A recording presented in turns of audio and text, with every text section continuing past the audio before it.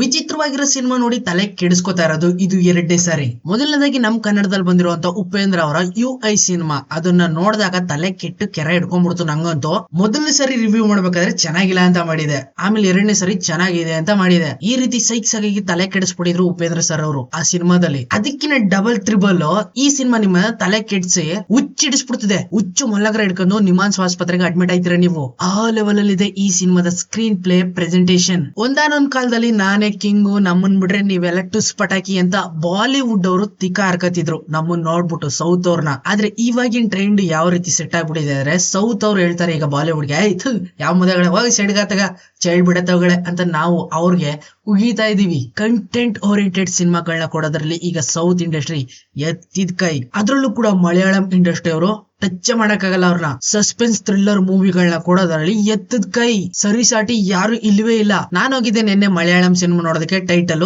Eco. ಇನ್ನ ಈ ಸಿನಿಮಾನ ಡೈರೆಕ್ಟ್ ಮಾಡಿರೋದು ದಿನ್ಜಿತ್ ಅಯತಾನ್. ಇವ್ರ ಡೈರೆಕ್ಷನ್ ನೋಡ್ಬಿಟ್ಟು ಹುಚ್ಚಿಡ್ಕೊಂಡ್ಬಿಟ್ಟೈತೆ ನಂಗೆ. ಏನ್ ಡೈರೆಕ್ಷನ್, ಏನ್ ಸ್ಕ್ರೀನ್ ಪ್ಲೇ. ಆಮೇಲೆ ಗೊತ್ತಾಯ್ತು ಇದೇ ಕ್ಯಾಟಗರಿಲಿ ಇನ್ನೂ ಒಂದ್ ಸಿನಿಮಾ ಮಾಡಿದ್ದಾರೆ ಅಂತ, ಕಿಸ್ಕಿಂದ ಕಂಡಮ್. ಅದು ಕೂಡ ಇದೇ ಕ್ಯಾಟಗರಿಲಿ ಬರುವಂತ ಸಿನಿಮಾ ಅಂತ ಗೊತ್ತಾದ್ಮೇಲೆ ಈ ಸಿನಿಮಾನು ಕೂಡ ನೋಡ್ಲೇಬೇಕು ಅಂತ ಇವಾಗ ನಾನು ಡಿಸೈಡ್ ಆಗಿದ್ದೀನಿ. ಇನ್ನ ಈಗ ಸದ್ಯಕ್ಕೆ ಎಕೋ ಸಿನಿಮಾ ಕಡೆ ಬರೋದಾದ್ರೆ ಈ ಸಿನಿಮಾನ ಎಂಟೈರ್ ಕರ್ನಾಟಕ ರಿಲೀಸ್ ಮಾಡಿಸಿರೋದು lighter Buddha production, Raj B Shetty. ನನ್ಗೊಂದು ವಿಷಯ ಅರ್ಥ ಆಗ್ಲಿಲ್ಲ, ಈ ಸಿನಿಮಾನ ಕನ್ನಡಕ್ಕೆ ಯಾಕೆ ಡಬ್ ಮಾಡಿಲ್ಲ? ಪ್ಯಾನ್ ಇಂಡಿಯಾ ಲೆವೆಲ್ ಅಲ್ಲಿ ಮಾಡ್ಬಿಟ್ಟು ರಿಲೀಸ್ ಮಾಡಿದ್ರೆ ಇವಾಗ 1000 ಕೋಟಿ ಕಲೆಕ್ಷನ್ ಮಾಡ್ಬಿಟ್ಟಿರೋದು. 1000 ಬೇಡ, ಒಂದ್ 500 ಆದ್ರೂ ಮಾಡ್ಬಿಟ್ಟಿರೋದು ಪಕ್ಕ. ಯಾಕಂದ್ರೆ ಅಷ್ಟೊಂದ್ ತಲೆ ಕೆಡಿಸ್ಬಿಟ್ಟಿದೆ ನಂಗೆ ಈ ಸಿನಿಮಾ. ಸಾಮಾನ್ಯವಾಗಿ ನಾವು ಸಿನಿಮಾದಲ್ಲಿ ವಿಲ್ಲನ್ ಹೀರೋ, ಇಲ್ಲ ಸೈಡ್ ವಿಲ್ಲನ್ ಸೈಡ್ ಹೀರೋ, ಈ ತರ ಕ್ಯಾರೆಕ್ಟರ್ ಗಳೆಲ್ಲ ನೋಡಿರ್ತೀವಲ್ವಾ. ಬಟ್ ಈ ಸಿನಿಮಾದಲ್ಲಿ ಹೀರೋ ನಾಯಿ, ವಿಲ್ಲನ್ ನಾಯಿ, ಆನಿಮಲ್. ನಾಯಿನ ಮೇನ್ ಕ್ಯಾರೆಕ್ಟರ್ ಆಗಿ ಇಟ್ಕೊಂಡು ಯಾವ ರೀತಿ ಸ್ಟೋರಿ ಬರ್ದಿರ್ಬೋದು, ಸ್ಕ್ರೀನ್ ಪ್ಲೇ ಒಳಗಡೆ ಯಾವ ರೀತಿ ಪ್ರೆಸೆಂಟ್ ಮಾಡಿರ್ಬೋದು. ನಿಜವಾಗ್ಲೂ ಈ ಸಿನಿಮಾದ ಟ್ರೈಲರೇ ನೋಡಿರ್ಲಿಲ್ಲ. ಕೆಲವು ಕಡೆಯಿಂದ ಕೇಳ್ಬರ್ತಿತ್ತು ಈ ಸಿನಿಮಾ ಸಖತ್ತಾಗಿದೆ ಅಂತ. ಹೆಂಗಿದೆ ಅಂತ ನೋಡಕ್ ಹೋದ್ರೆ ತಲೆ ಕೆಟ್ಟು ಅಲ್ಲೇ ಸೈಕಾಗ್ಬಿಟ್ಟಿದೀನಿ ನಾನು. ನಾರೇನ್ ಅಂತ ಒಬ್ಬ ನೇವಿ ಆಫೀಸರ್ ಸಡನ್ ಆಗಿ ಒಂದು ವಿಲೇಜ್ ಗೆ ಎಂಟ್ರಿ ಕೊಡ್ತಾನೆ, ಒಬ್ಬ ಡಾಗ್ ಬ್ರೀಡರ್ ನ ಹುಡುಕೊಂಡು. ಅಂದ್ರೆ ಸದ್ಯಕ್ಕೆ ಈಗ ನಮ್ ಬಿಗ್ ಬಾಸ್ ನಾಯಿ ಸತೀಶ್ ಅವ್ರು ಸೌಂಡ್ ಮಾಡ್ತಾರಲ್ಲ, ಹಂಗೆ ಬ್ರೀಡ್ ಗಳನ್ನೆಲ್ಲ ಬೆಳೆಸ್ಬಿಟ್ಟು ಅಲ್ಲಿ ಇಲ್ಲಿ ಚುಚ್ಚಿಬಿಟ್ಟು ಬೇರೆ ತರ ಕ್ರಿಯೇಟ್ ಮಾಡೋದು. ಅದೇ ತರ ಇಲ್ಲೂ ಒಬ್ಬ ಇರ್ತಾನೆ, ಕುರಿಯಾಚನ್ ಅಂತ ಅವನ ಹೆಸರು. ಅವನನ್ನು ಹುಡ್ಕೊಂಡ್ ಬರ್ತಾನೆ ಈ ನಾವಿ ಆಫೀಸರ್. ಬಿಕಾಸ್ ಆಫ್ ಅವ್ರಿಬ್ರ ಮಧ್ಯೆ ಒಂದು ಸಣ್ಣ ಡೀಲ್ ಆಗಿರ್ತದೆ, ಅದು ಇನ್ಕಂಪ್ಲೀಟ್ ಕೂಡ ಆಗಿರ್ತದೆ. ಅವನನ್ನು ಹುಡ್ಕೊಂಡ್ ಬರುವಂತ ಜಾಗದಲ್ಲಿ ವಿಚಿತ್ರವಾಗಿರುವಂತ ಇಬ್ರು ವ್ಯಕ್ತಿಗಳನ್ನ ಮೀಟ್ ಮಾಡ್ತಾನೆ ಅವನು. ಒಬ್ಬ ಪಿಯೋಸ್, ಇನ್ನೊಬ್ಳು ಹುಡುಗಿ, ಮಲೇಷ್ಯಾದ ಹುಡುಗಿ. ಸಾಕು ಇದನ್ನೇ ಅರ್ಥ ಮಾಡ್ಕೊಳಕ್ಕೆ ನಾನು ಮುಕ್ಕರ್ಕೊಂಡ್ ಎಫರ್ಟ್ ಹಾಕಿದ್ದೀನಿ. ಮುಂದಕ್ಕೆ ಏನ್ ಆಗಿರ್ಬೋದು ಅನ್ನೋದನ್ನ ನೀವು ಥಿಯೇಟರ್ ಗೆ ಹೋಗಿ ನೋಡ್ಬಿಡಿ. ಸಿನಿಮಾ ನೋಡಿರೋದು ನಾನು ನಿನ್ನೆ. ವಿಡಿಯೋ ಯಾಕೆ ಇವತ್ ಮಾಡ್ತಾ ಇದ್ದೀನಿ ಅಂದ್ರೆ ತುಂಬಾ ಟೈಮ್ ತಗೊಂಡಿದ್ದೀನಿ. ಕೆದಕಿ ಹುಡುಕಿದೀನಿ. ಆ ಕ್ಯಾರೆಕ್ಟರ್ ಹೆಂಗ್ ಬಂತು, ಈ ಕ್ಯಾರೆಕ್ಟರ್ ಹೆಂಗ್ ಬಂತು, ಇಲ್ಲಿಂದ ಇಲ್ಲಿಗೆ ಹೆಂಗ್ ಲಿಂಕ್ ಆಯ್ತು, ಅವ್ನ್ ಯಾರು, ಇವನ್ ಬಂದ್ ಇಲ್ಲೇನ್ ಮಾಡ್ದ, ಕೊನೆ ಕ್ಲೈಮ್ಯಾಕ್ಸ್ ಏನಾಯ್ತು, ಇಷ್ಟನ್ನು ಕೆದಕಿ ಹುಡುಕಿ ಅರ್ಥ ಮಾಡ್ಕೊಳ್ಳೋ ಅಷ್ಟರಲ್ಲಿ ಹುಚ್ಚಿಡ್ಕೊಂಡ್ಬಿಡ್ತು ನಂಗೆ. ನಿಮಾನ್ಸ್ ಆಸ್ಪತ್ರೆಯಲ್ಲಿ ನಾನೇ ದೊಡ್ಡ ಪೇಷಂಟ್.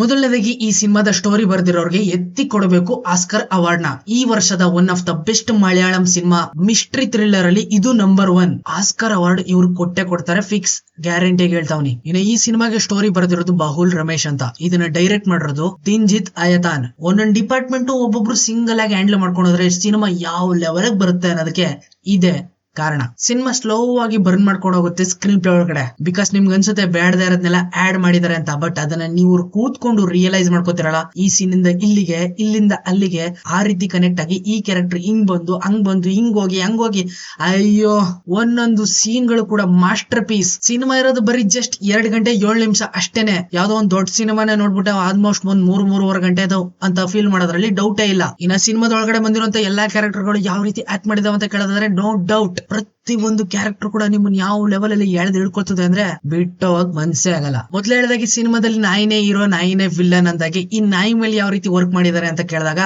ತುಂಬಾನೇ ಎಫರ್ಟ್ ಆಗಿ ಈ ನಾಯಿಗಳಿಗೆ ಟ್ರೈನಿಂಗ್ ಕೊಟ್ಟು ಈ ರೀತಿ ಆಕ್ಟಿಂಗ್ ಮಾಡಿಸಿದ್ದಾರೆ ಅಂತ. ಸಿನಿಮಾದಲ್ಲಿ ಲೇಡಿ ಕ್ಯಾರೆಕ್ಟರ್ ಬರುತ್ತೆ ಅಂತ ಹೇಳಿದೆ, ಬೈನಾ ಮಾಮಿನ್. ಮಲಯಾಳಂ ಕ್ಯಾರೆಕ್ಟರ್ ಇವಳಿಗೆ ಇನ್ನೂ 2 ಹೆಸರು ಇರ್ತದೆ, ಸೋಯಿ, ಮಾಲ್ತಿ ಅಂತ. ಇದೆಲ್ಲ ಟೈಮ್ ಲೈನ್ ತಕ್ಕಂಗೆ ಚೇಂಜ್ ಆಗ್ತಾ ಹೋಗ್ತಾ ಇರ್ತದೆ. ಯಾವ ಲೆವೆಲ್ ಅಲ್ಲಿ ತಲೆ ಕೆಡಿಸ್ಬಿಡ್ತದೆ ಅಂದ್ರೆ ಯಾವ್ದೋ ಒಂದು ರಿಯಾಲಿಟಿಯಿಂದ ವರ್ಚುವಲ್ ರಿಯಾಲಿಟಿಗೆ ಜಂಪ್ ಆಗಿದ್ದೀನಿ, ಅಲ್ಲಿಂದ ಮಲ್ಟಿವರ್ಸ್ ಜಂಪ್ ಆಗಿದ್ದೀನಿ. ಮಧ್ಯದಲ್ಲಿ ಬರುವಂತ ಈ ನೇಚರ್ ಗಳೆಲ್ಲ ನಮ್ ಜೊತೆ ಸೇರ್ಕೊಂಡು ಆಟ ಆಡ್ತಾ ಇದೆ.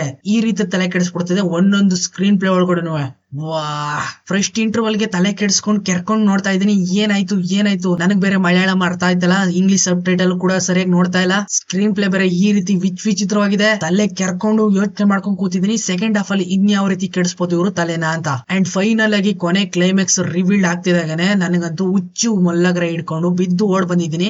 ಗೂಗಲ್ ಗೆ ಇವತ್ತು ರೆಸ್ಟ್ ಕೊಡ್ದಂಗೆ ಅದಕ್ಕೂ ಹುಚ್ಚಿಡಿಸ್ಬಿಟ್ಟಿದೀನಿ. ಕೆದ್ಕಿ ಅದ್ ಹೆಂಗ್ ಬಂತು, ಇದ್ ಹೆಂಗ್ ಬಂತು, ಆ ಕ್ಯಾರೆಕ್ಟರ್ ಯಾವ್ದು, ಅದೆಲ್ಲಿಂದ ಬಂತು, ಇವ್ರು ಯಾರು, ಇವ್ರಿಗೂ ಏನ್ ಸಂಬಂಧ, ಹಿಂದೆ ಏನಾಗಿದ್ರು ಇದನ್ನೆಲ್ಲ ಕೆತ್ಕಿ ನಾನು ಅರ್ಥ ಮಾಡ್ಕೊಳ್ಳೋದಕ್ಕೆ ಒಂದ್ ದಿನ ಹಿಡೀತು.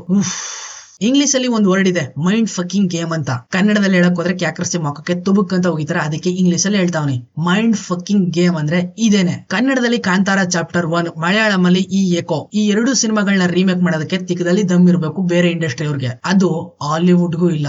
ಈ ರೀತಿ ಸಿನಿಮಾ ಮಾಡ್ಬೇಕು ಅಂದ್ರೆ ಅದೇ ಹೇಳ್ದಂಗೆ ದಮ್ ಇರಬೇಕು. ಅಂಡ್ ಫೈನಲ್ ಆಗಿ ಓಪನ್ ಆಗಿ ಹೇಳ್ಬೇಕು ಅಂದ್ರೆ ಕೆಲವೊಂದಷ್ಟು ವಿಷಯಗಳು ಇನ್ನು ತಿಳ್ಕೊಳ್ಳೋ ನಾನು ತುಂಬಾನೇ ಇದೆ ಈ ಸಿನಿಮಾದ ಸ್ಟೋರಿ ಮೇಲೆ. ಅದನ್ನೆಲ್ಲ ಮತ್ತೆ ರಿಸರ್ಚ್ ಮಾಡಿ ತಿಳ್ಕೊಂಡು ಮತ್ತೆ ಡೆಡಿಕೇಟೆಡ್ ಆಗಿ ಈ ಸ್ಟೋರಿ ಎಲ್ಲಿಂದ ಸ್ಟಾರ್ಟ್ ಆಯ್ತು, ಎಲ್ಲಿಗೆ ಎಂಡ್ ಆಯ್ತು, ಕ್ಯಾರೆಕ್ಟರ್ ಎಲ್ಲ ಹೆಂಗ್ ಬಂದ್ವು, ಎಲ್ಲಿಂದ ಎಲ್ಲಿಗೆ ಲಿಂಕು, ಅದನ್ನ ಕಂಪ್ಲೀಟ್ ಆಗಿ ಇನ್ನೊಂದು ವಿಡಿಯೋ ಮಾಡೇ ಮಾಡ್ತೀನಿ. ಈ ತರ ಸಿನಿಮಾ ಮಿಸ್ ಮಾಡ್ಕೊಳಕ್ ಹೋಗ್ಬೇಡಿ. Mind fucking game all time. ಸಿಗ್ತೀನಿ ಮುಂದಿನ ನೋಡೋದಲ್ಲಿ. ಅಲ್ಲಿಯವರು ಕಾಯ್ತಾರೆ. Keep watching. Bye bye. Yalla jeep jeep, yalla jeep jeep, yalla jeep jeep, yalla jeep.